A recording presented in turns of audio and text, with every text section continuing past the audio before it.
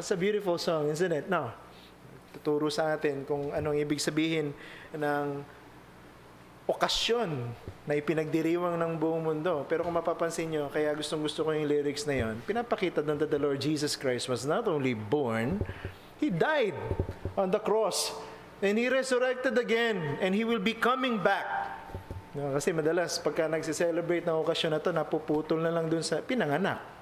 No? Pero hindi eh. Ang Panginoon ay pinanganak para mamatay sa krus ng Kalbaryo at para muling mabuhay at magbigay ng kapayapaan, kaligtasan sa mga mananampalataya sa Kanya. And whenever we talk about the birth of the Lord Jesus Christ, di ba?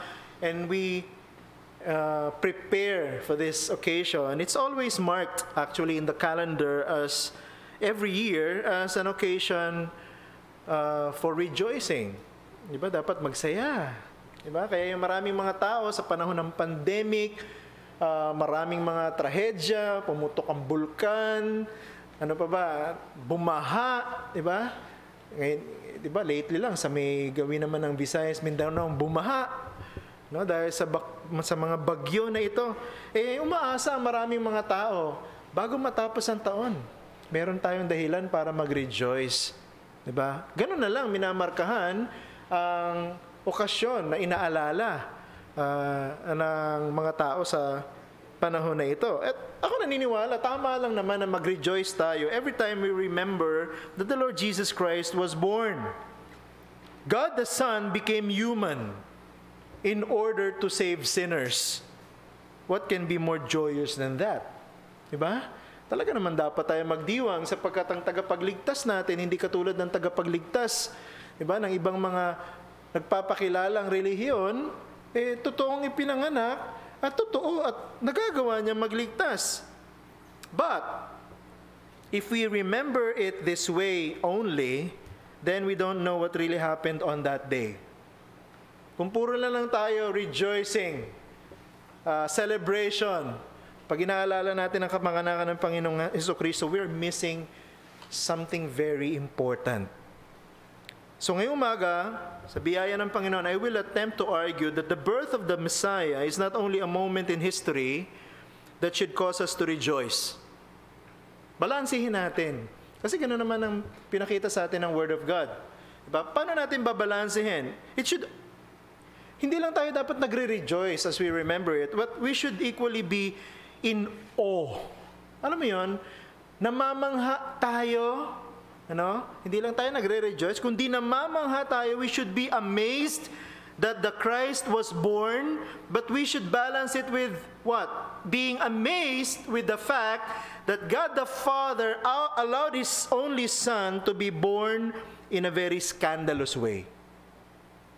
Totoo yan. Dalas, diba? Pag nagse-celebrate tayo ng Christmas, inaalala natin pinanganak ang Panginoong Jesucristo at dahil doon magsaya tayo. Tama naman. Pero huwag natin kakalimutan na nung hinayaan ng Diyos Ama na ipanganak ang kanyang bugtong na anak dito sa mundo, bilang tao, hinayaan ng Diyos na siya ay ipanganak sa isang kahiyahiyang paraan. Jesus Christ went through a moment of grace and disgrace in order for rebellious sinners to be once again be embraced by God. Ulitin ko yun. Ang Panginoong Jesucristo, dumaan siya sa mga sitwasyon na mabiyaya at nakakahiya upang ang mga rebelde na mga makasalanan ay muling yakapin, muling tanggapin ng Diyos. Basahin po natin ang ating text this morning. Babalik tayo sa Luke chapter 2. Last time we looked at verse 11, but this time we'll be looking at verses 6 and 7. I will be showing it on the screen. Luke chapter 2, verses 6 and 7. Babasahin po natin sa ang bagong ang Biblia. Samantalang sila'y naroroon, dumating ang panahon ng kanyang panganganak, referring to Mary, at kanyang isinilang ang kanyang panganay na anak na lalaki, binalot niya ito ng mga lampin at inihiga sa isang sabsaban, sapagkat walang lugar para sa kanila sa bahay panuluyan. Ito po ang salita ng Diyos. And I will be, once again, dividing it into two major points. Number one, the stupendous birth of the Christ. Hindi niyo lagi naririnig yung word na yun, ano? Sa Tagalog, ang nakamamanghang kapanganakan ng Kristo. And then secondly, the scandalous birth of the Christ. Tagalog, ang nakahihiyang kapanganakan ng Kristo. So, babalansin natin. Huwag lang natin tingnan yung nakamamanghang kapanganakan niya. Titingnan din natin yung nakahihiyang kapanganakan ng ating Panginoong Hesukristo. Let's look at point number one, the stupendous birth of the Christ. Bakit tayo dapat mamangha sa kapanganakan ng ipinangakong Mesyas, sa panganakan ng ating Panginoong Hesukristo? Alam niyo, pag tiningnan niyo yung account ni Luke, makikita niyo na si Luke, hindi lang siya basta-basta author. Luke was a great historian. Well, in fact, is an excellent historian. Pero hindi siya katulad ng ibang mga historian sa panahon niya, na contemporary niya, kasi hindi siya katulad nila na nagtuturo at nagsasabi at iginigiit na ang history simply repeats itself. Actually naman sa panahon natin ngayon, di ba? Meron pa rin mga tao na naniniwala, meron pa rin mga historians na nagpipilit that history simply repeats itself. Si Luke, iba siya. For him, it was clear that history has a definite beginning and it also has a definite end. So hindi ito paikot-ikot, hindi ito paulit-ulit. It does not happen as coincidence. There's no accident in history for him. Para sa kanya, katulad ng paglikha ng Diyos sa universe na ito, history has a design and a designer.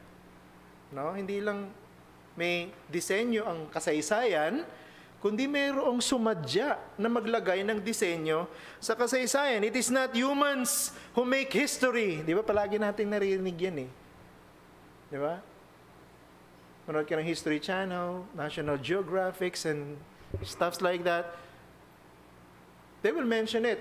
At this particular date, man made history. Ang lalaki, ang tao, ay gumawa ng sarili niyang kasaysayan. Pero para kay Luke, kay Dr. Luke, it is God who makes history. Ang Diyos ang talagang lumilikha ng kasaysayan. It all started when God created time. Di ba? Kaya may kasaysayan because there's time. May binabalikan tayo sa nakaraan. Sino bang lumikha ng oras, ng panahon? It's God.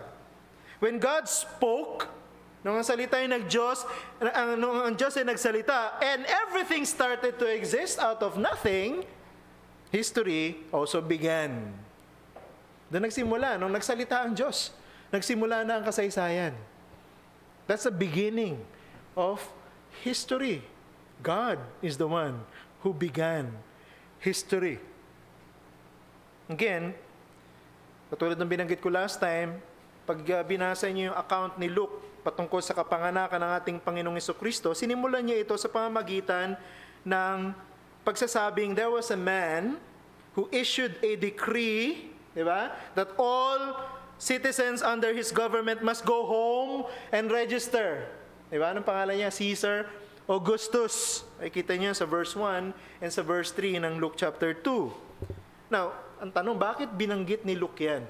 Bakit pinasimulan ni Luke yung kwento patungkol sa kapanganakan ng Panginoong Hesukristo ng tagapagligtas ng mundo sa pamamagitan ng kwento patungkol kay Caesar Augustus? Well, obviously, kung titingnan natin ito from the point of view of Caesar Augustus, he wants to declare that he alone has supreme authority over the world. Diba? Gusto niya ipakita, ako ang Panginoon, ako ang Diyos, ako ang tagapagligtas ng mundong ito. So, hindi lang taxation yung point ng census. Gustong ipakilala ni Caesar Augustus ang kanyang authority.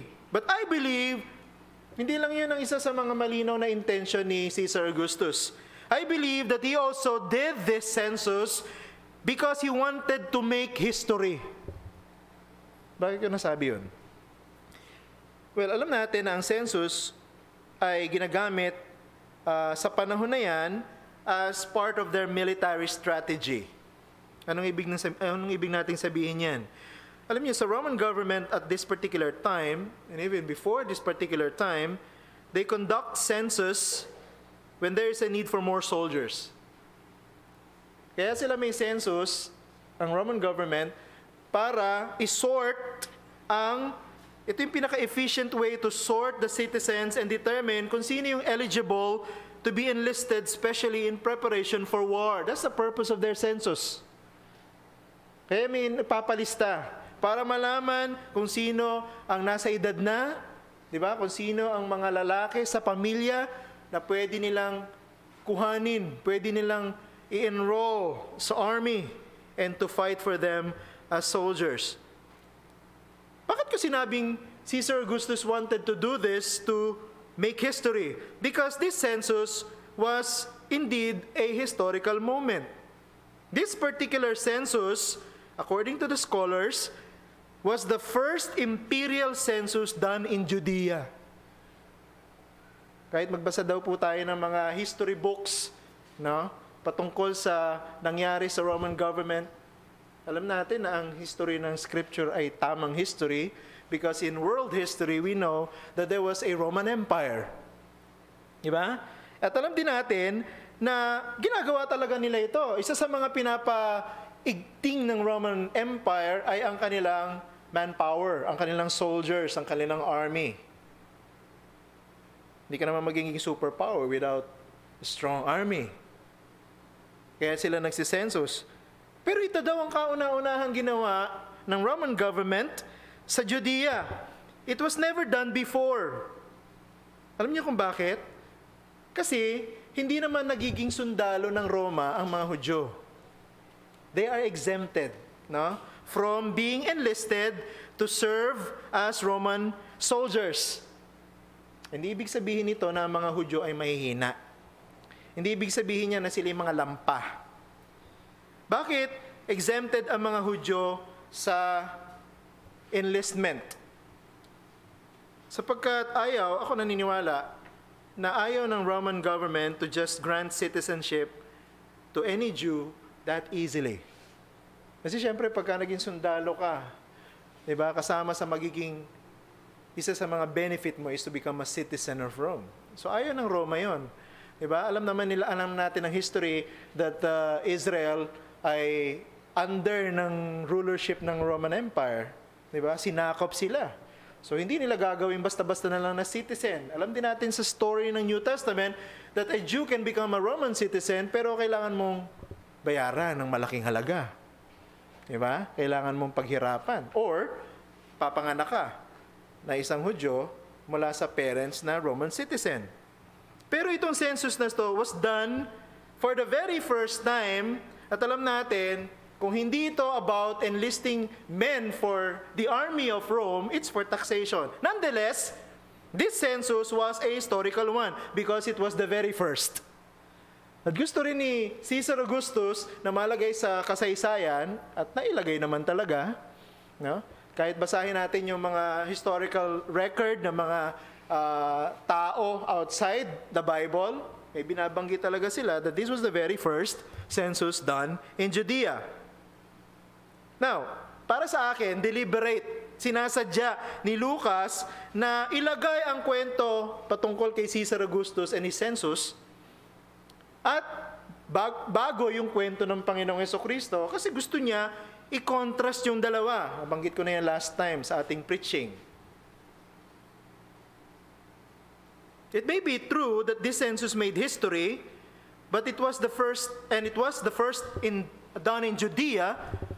And considering the population ng mga Hudyo and the extent of their habitation, pwede nating sabihin talagang very historical kasi extraordinary talaga itong census na ito. Biruin mo lahat ng mga nasa ilalim ng Roman government, kung saan ka mang lupalop ng Roman Empire nakatira, uuwi ka dun sa inyong pinagsilangan na lugar at magpapatala ka. But it was not as great as secular world sees it. Siguro sa mata ng mga historical person or mga secular historians, very great. Ang extent, ang tindi talaga, isang utos lang. Ni Caesar Augustus, lahat nag-uwian, di ba? Sabi gusto niya magpapatala. And then the next verses, lahat ng mga tao nagsiuwian para magpatala. Ang tindi ng utos ng Caesar na ito. Pero, ako naniniwala na nilagay ito ni Lucas because Luke wanted us to see a greater history. Gusto ni Lucas makita natin, merong nangyari sa araw na ito na mas matinding klase na kasaysayan. One which is not human in its origin. It's greater than any other world historical event because this one historical event was divinely orchestrated.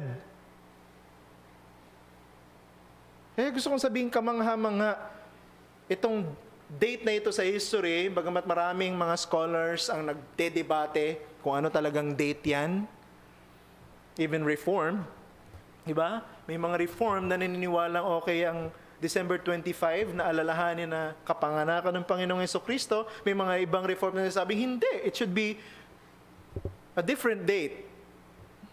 Alam mo, huwag na natin pag-usapan kung ano tamang date. Diba? Kasi nagkakasundo naman ng lahat na ang Panginoon minsan ipinanganak sa mundong ito. Tama? Pinanganak siya sa mundong ito. At gusto ni Lucas, kaya niya nilagay yan dito, bagamat si Caesar gusto niyang gumawa ng history para sa kanyang sarili, dito pinapakita niya, God made His own history. Tingnan niyo yung sinabi sa verses 4 and 5 sa Tagalog. Basahin natin. Umahon din si Jose mula sa Galilea, mula sa bayan ng Nazaret, patungo sa Judea, sa lungsod ni David, na tinatawag na Bethlehem, kapagkat siya'y mula sa sambahayan at lipi ni David upang magpatalang kasama ni Maria na kanyang magiging asawa na noon ay malapit ng manganak. Bakit ko binanggit itong verses na ito? Sa tingin kasi natin, di ba, pag binabasa mo yung narrative ng nativity, parang ordinaryo lang na event. Di ba?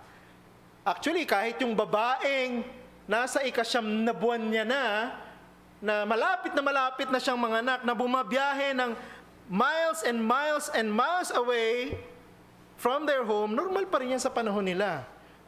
Normal pa rin na nakikita mo na ang mga gagampan na babae naglalakad papunta sa kanilang mga intended destination. Pero ang totoo, this is not ordinary. This is extraordinary. Bakit ko sinabing ito ay extraordinary? Now, if the census was meant to determine taxation, then only those who earn must register. Diba? Hindi naman nga para humanap ng soldiers eh. Katulad ng sinabi ko kanina, exempted ang Jews dun eh. Bakit kailangan magpatala? Bakit kailangan umuwi sa kanilang sariling tahanan? Diba? Sabi ko last time, taxation. Kung taxation ang pinag-uusapan natin dito, dapat ang magpaparegister lang yung kumikita. Now, in Jewish context, only husbands work to earn for the family. Sundan niyo yung aking sinasabi. Women are not actually allowed to work pag may asawa sila. They're expected to stay at home and take care of their children and everything else sa bahay. Ang mga babae, nung panahon na ito ay napopwersa magtrabaho. Alam naman natin, may mga babae, di ba, na nagtatrabaho pa rin kahit na babae sila. Bakit? Nabiyuda. Napipilitan sila kasi wala nang breadwinner, so they had to work. Pero sa New Testament church nga, di ba, dinidiscourage ni Apostle Paul, lalo na yung mga matatandang biyuda magtrabaho. Anong sabi ni Apostle Paul? Ang church ang magpakain sa kanila. Kasi sa mata ng mga apostles, sa mata ng New Testament, lalo na yung mga tatanda ng mga biyuda, di na nila kaya. Diba? So the church needs to help. Pero ang point ko, kung si Joseph ang kumikita, siya ang head of the family, siya ang breadwinner, siya ang dapat umuwi para magpa-register. Now, bakit kailangan nandun ni si Mary? Natanong niyo ba yun? Natanong niyo ba yun? So technically, only Joseph needed to go home to register. Pwede naman maiwan si Mary sa Nazareth. Bakit sumama pa si Mary? Yung sabi ng iba, Kaya sumama si Mary kasi kailangan din siya magpatala. Pero kung taxation, I would argue, dapat si Joseph lang. Pero bakit sumama si Mary? Ito, dito natin makikita yung kagandahan ng pagko-compare ng mga translations. Ano? Maraming mga translations, ESV, iba pa mga translation, NIV, ang ginamit nila dyan ay Joseph went home to register with Mary. Ibig sabihin, ang unang tingin mo doon, umuwi si Jose kasama si Maria dahil si Maria magpapatala din. Pero pag pinag-aralan mo sa original language, hindi na natin pag-usapan yung technicality, pero sinilip ko yung original language at napansin ko na si Mary went with Joseph to simply accompany Joseph as he registered. At ang isa sa mga translation na mali na nagsasabi dyan ay yung New Living Translation. Tingnan niyo yung rendition ng New Living Translation. Nilagay ko dyan. Anong sabi dyan? He took with him Mary, to whom he was engaged, who was now expecting a child. Ganun lang. So para sa mata ng mga translators ng New Living Translation, hindi sumama si Mary para magpatala, kundi sinama lang siya ni Joseph nung nagpatala siya. Bakit ko sinasabi ang lahat na ito? If this is the case, then Mary did not have to go with Joseph. Tama? The family of Mary, ang una dapat magwo-worry. Bakit kailangan ka pa sumama sa asawa mo? Malapit ka ng mga anak. Pero pinasilip sa atin ni Luke yung dahilan eh. Tingnan niyo yung verse 6. Sa Tagalog. Ang sabi, samantalang sila'y naroroon, dumating ang panahon ng kanyang kapanganakan. Oh, what's special about that? Sundan niyo yung sinasabi ko po dito para makita niyo kamangha-manghang kapanganakan ng Panginoong Jesucristo. Mary was on her last month of pregnancy nung sila'y umalis sa Nazareth in Galilee. It was a very crucial moment for both mother and child. Pwede mapahamak yung mother kasama yung child. Now, on top of this was a very difficult journey. Alam niyo yung pagitan ng Nazareth to Judea or Bethlehem was around 80 miles. Ay, sa panahon na ito, mayayaman lang po ang nakaka-afford ng carriages para magbiyahe. Yung may sasakyan na hinihila ng mga hayop. Pero yung mga mahihirap na pamilya, and we know na si Mary at si Joseph, kasama sa mahirap na pamilya, wala silang kakayahan para bumili ng karwahe, ng carriage, or even ng kabayo. So usually, poor families would only walk as they travel. Perhaps lang to, hindi rin naman din malinaw, sa tradition kasi ng celebration ng Christmas, sinasabi nila na si Mary ay nakasakay sa asno. O, sabihin natin, sige, nakasakay si Mary sa asno, siguro nag-ipon talaga si Joseph para makabili ng asno. Alam niyo ba na pagka nakasakay ka sa asno, ang asno napakatigas na ulo na hayop nito. Hindi yung tulin ng gusto mo masusunod, yung tulin ng gusto niya ang masusunod. At ang napakabagal na mga donkey. Bagal. Mas mabagal pa nga kaysa dun sa naglalakad. So kung i-estimate natin 80 miles ang distance, it will take around 4 to 7 days. Piruin mo yun, buntis na buntis si Mary, malapit na siya mga anak, pero sumama pa rin siya kay Joseph. Now, every logical mind would conclude that Joseph must have been out of his mind sa pagdadala niya ng kanyang buntis na asawa, isanama para i-accompany siya to be with him as he registered sa kanyang hometown. Dito papasok yung amazing historical event na ito. This was beyond the control of either Joseph or Mary. Bakit? This was the intention of God. This was the intention of God. Kaya hindi nagpaiwan si Mary, hindi dahil sa hindi niya kaya, sabi niya 14, 15 years old na si Mary, pwedeng hindi niya kaya talaga mag-isa. Pero hindi siya nagpaiwan because this was the intention of God. Kailangan niya sumama. It was not the census that Caesar Augustus ordered that has set the time and place of Christ's birth. Kaya sila pumunta doon kasi may census. Hindi yun eh. Both the time and place where the Messiah would be born was not determined 9 months prior. It was centuries before. Yung eksaktong lugar kung saan ipanganganak ang ipinangakong Mesyas ay sinabi na ng Diyos several hundreds of years pa bago ipinanganak si Mary at saka si Joseph. Tingnan niyo sa Mikas chapter 5 verse 2. Sabi diyan, ngunit ikaw, Bethlehem ng Efrata, na maliit upang mapabilang sa mga angkan ng Huda, mula sa iyo ay lalabas para sa akin ang isa sa magiging pinuno sa Israel, na ang pinagmulan ay mula ng una, mula ng walang hanggan. Kaya hindi ito pangkaraniwang tao because he came from the ancient of days. Mula sa walang hanggan. Sino tinutukoy ng propeta Mikas? Si Jesus Christ. Pero sinabi, saan ipanganganak?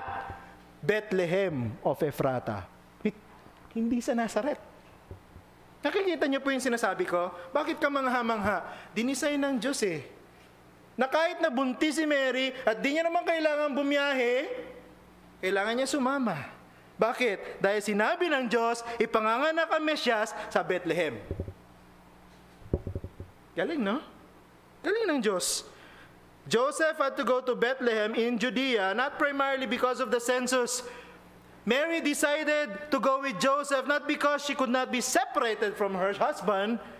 The Lord Jesus Christ had to be born in Bethlehem in Judea because that is God's will. Kaya kamangha-mangha ito, makikita natin, God made history sa kapanganakan ng Panginoong Hesukristo. Everything that happened around the birth of the Lord Jesus was planned by God. Walang coincidental. Even the census. Even, alam nyo, dadagdagan pa natin, even the Bethlehem. Bakit ka binanggit yung Bethlehem? The truth is, there was another Bethlehem aside from the one in Judea. Alam nyo kung saan yung isang pang Bethlehem? Nandun sa Galilee. Nasaan yung Nazareth? Nasa Galilee. Sinabi ng Diyos sa pamamagitan ng propeta ay panganganak sa Bethlehem of Efrata. Yung isang Bethlehem nandoon sa north. Diba yan tinatawag na Bethlehem of Zebulun. Yun yung nasa Galilee. Pero ang sabi ng Diyos, hindi. Ipanganganak ang Mesya sa Bethlehem sa Judea. Doon sa Bethlehem of the south or Bethlehem in Judea. Bethlehem in the territory of Judah. O dalawang Bethlehem. Yung mas malapit pa nga yung isa dun sa kanila, sa Galilee. Pero kailangan bumiyahe. Kahit buntis si Mary, batang-bata, teenager. Bakit? Kasi kailangan ipanganak siya sa Bethlehem, sa Judea. Bakit? Sinabi ng Diyos eh. God orchestrated that a census should happen which led Joseph and Mary to Bethlehem of the south or Bethlehem in Judea. This happened to fulfill what God promised. Nakita niyo po ang kapanganakan ng Panginoong Hesukristo was the greatest historical moment in this world. Dinisenyo ng Diyos. Ang Diyos ang gumawa ng paraan na mangyari ng ganyan. So kung kayo nagse-celebrate ng Christmas, few days from now, I pray that as you celebrate, you will remember that this is a reason to be amazed. God was faithful to His word. Yung sinabi niya, tinupad niya. Yung sinabi niya, ginawa niya. At yung sinabi niya, nangyari sa kasaysayan. Second point, bakit naging scandalous? Diba sabi ko, kahanga-hanga, kamangha-mangha, pero bakit nakakahiya? Kasi gustong makita natin, sa pamamagitan ng panulat ni Lucas, the marvel not only of God's dedication to His word, sinabi kasi niya na ipanganak sa Bethlehem in Judea, or Bethlehem of the south, or Bethlehem in Judah. He also wanted us to marvel at God's condescension by being humiliated before the world. Everything that happened after the historical turning point of the Messiah's birth, He must be born in Bethlehem, in Judea, everything else scandalous. Paalala ko po sa inyo, ang Panginoong Jesucristo hindi lang siya pangkaraniwang tao. Natatandaan niya si Job.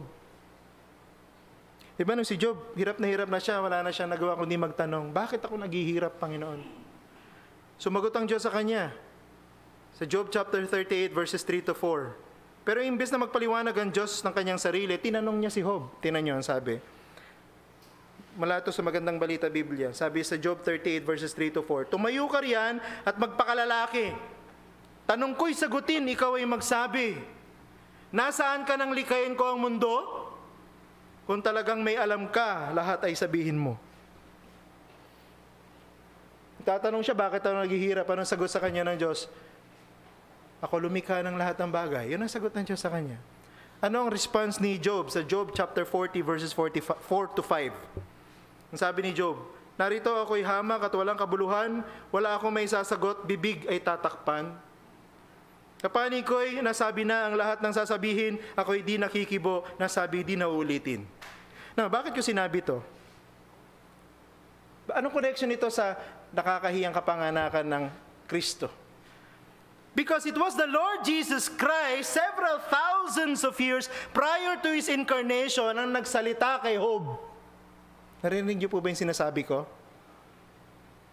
Ang Panginoong Jesucristo, before na nagkatawang tao siya, ang kausap ni Job. Bakit ko sinabi na ang Panginoong Jesucristo? Paul testifies that Jesus Christ is God and He is also the creator of everything. Tingnan niyo yung Colossians chapter 1 verse 16.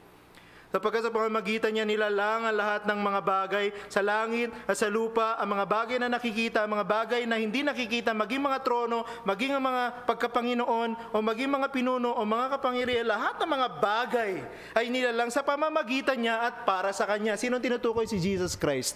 Sino yung nagtanong? Alam mo ba kung paano nilikha? Si Jesus Christ. Bakit? Siya yung lumikha.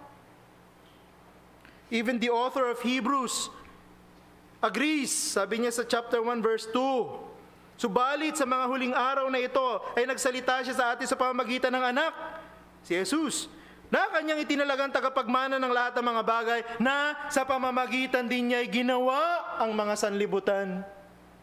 Si Jesus ay hindi lang pangkaraniwang tao, siya ay Diyos at siya ay lumikha ng lahat ng bagay. In other words, at hindi lang yun dagdagan pa natin para lalong tumindi ang pagkaintindi natin kung sino si Jesus. Hindi lang niya nilikha ang lahat ng bagay. Tingnan niyo yung Colossians chapter 1 verse 17 from the ESV. And He is before all things, and in Him all things hold together. Alam niyo ibig sabihin nun? Hindi lang nilikha ni Jesus ang lahat ng bagay, but He sustains everything that He created. Hindi lang siya nag-cause ng existence of all things, but He maintains their existence. Ganun kadakila si Jesus na ating Diyos. Hindi lang niya nilikha ng lahat ng bagay. Sabi ng science, bakit ang mga planeta sa solar system hindi hinahatak ng gravity pababa? Bakit hindi hinahatak ng sun ang 9 planets, 9 or 8 in the solar system? Bakit sila nananatili sa kanilang mga sariling axis while revolving around the sun?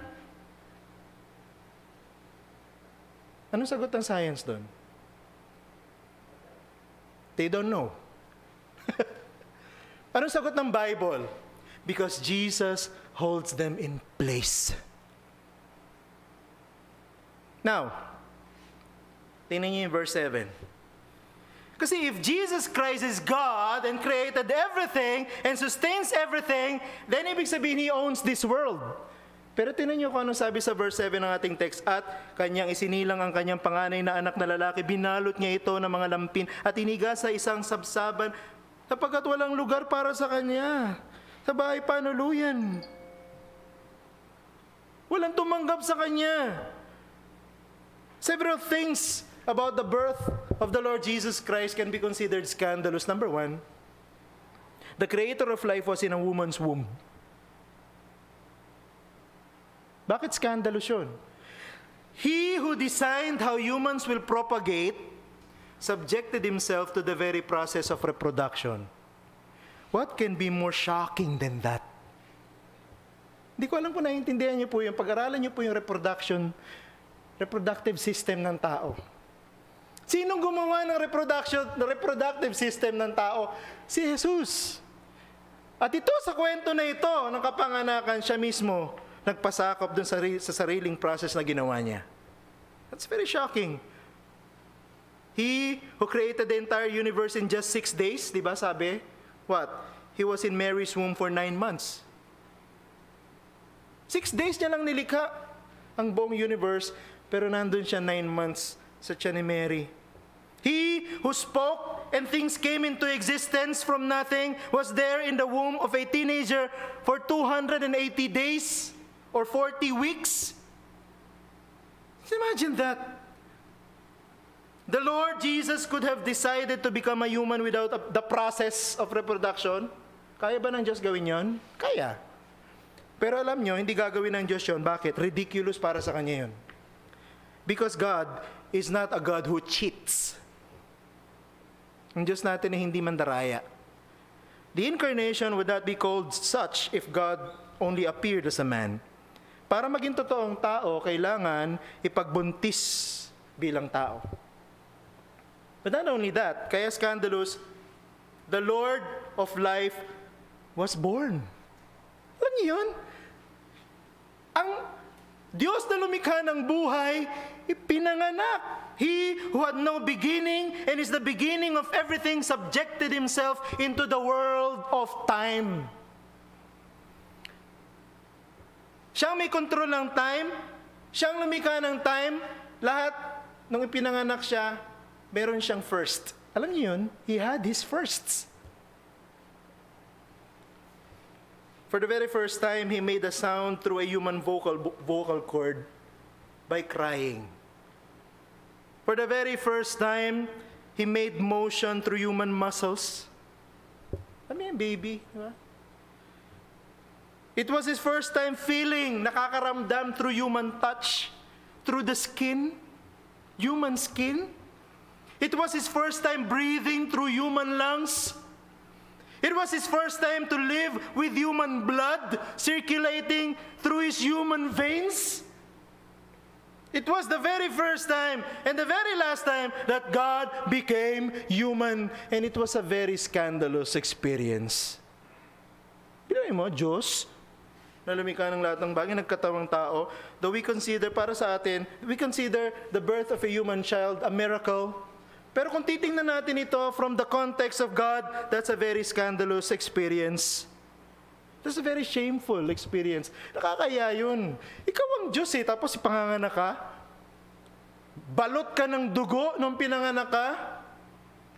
Tapos pinanganak ka pa sa isang lugar, kasama mo yung mga hayop, nandun lahat ang dumi ng hayop, ihi ng hayop, magkasama yung dugo na ipinanganak na bata at baho ng mga hayop. Considering na yung batang ipinanganak ay ang tagapagligtas ng mundo. Dagdagan pa natin, pangatlo, the God of the universe was born in a manger. He who owns everything was denied lodging for the night of his birth. Alam natin, ang Panginoong Jesucristo, pinanganak sa isang mahirap na pamilya, hindi naman ibig sabihin walang pera si Jose. Bakit sa sabsaban, pinanganak ang Panginoong Jesucristo, wala na kasing available room. Bakit walang available room? Pinuno yung buong Bethlehem ng mga bisita dahil sa census. Di ba?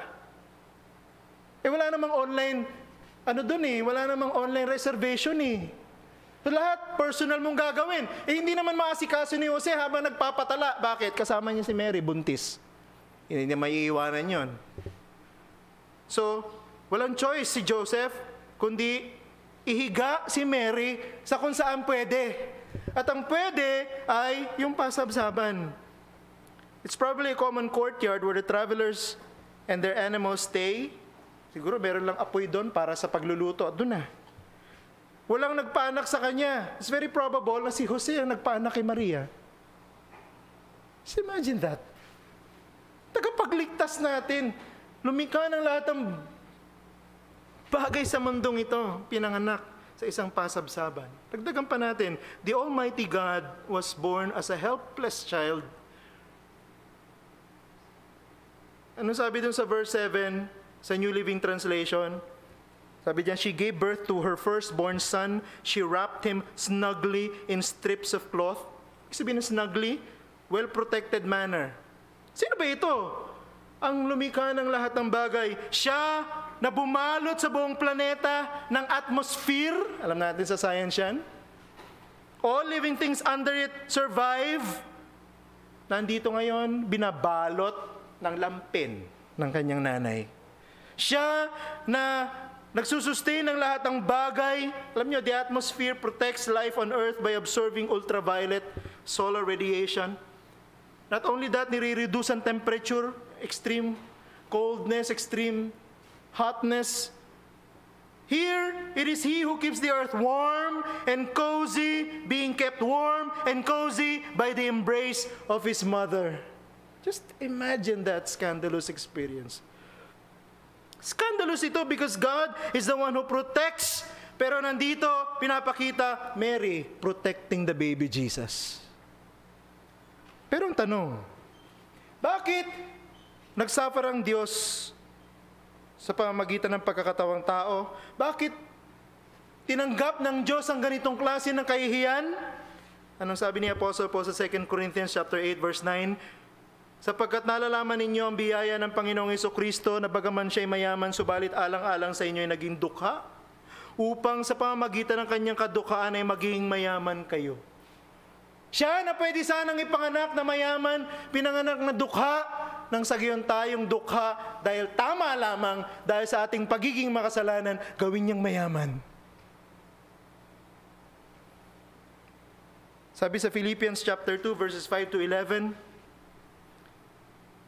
magkaroon kayo sa inyo ng ganitong pag-iisip na kay Kristo din naman, na siya bagamat nasa anyo ng Diyos ay hindi niya itinuring na isang bagay na bagamat na dapat panghawakan ng pagiging kapantay ng Diyos, kundi hinubaran niya kanyang sarili.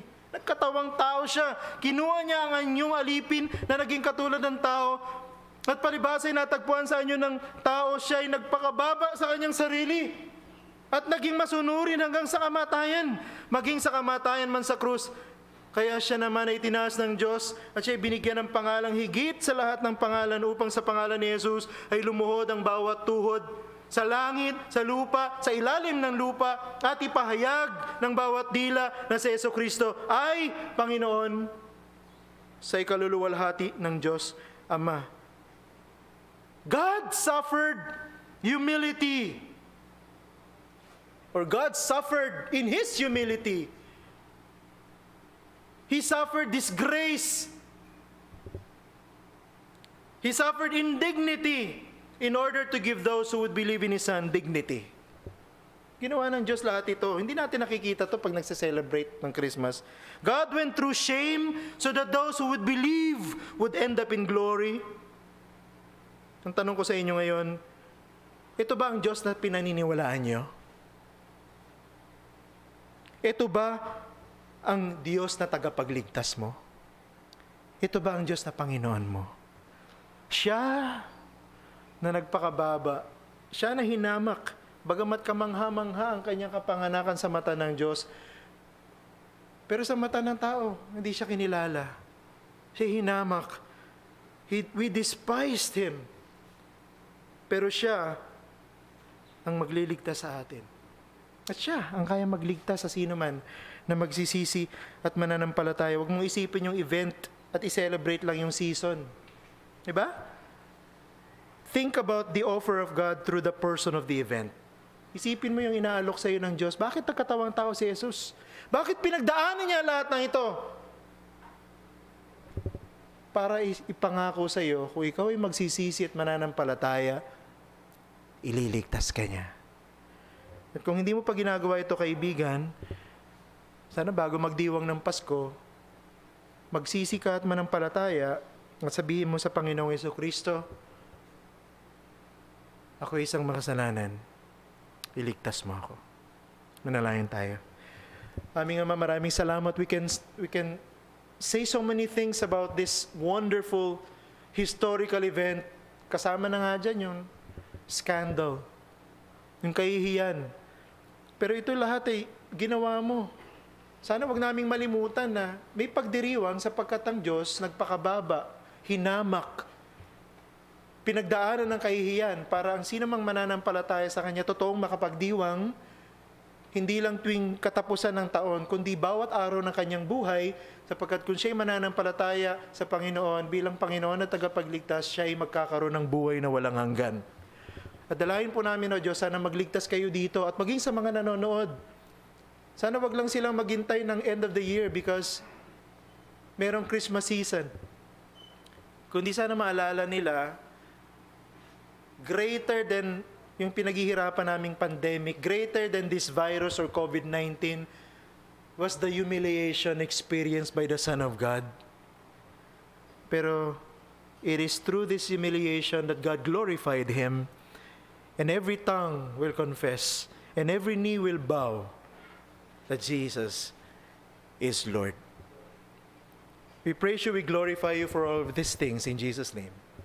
Amen.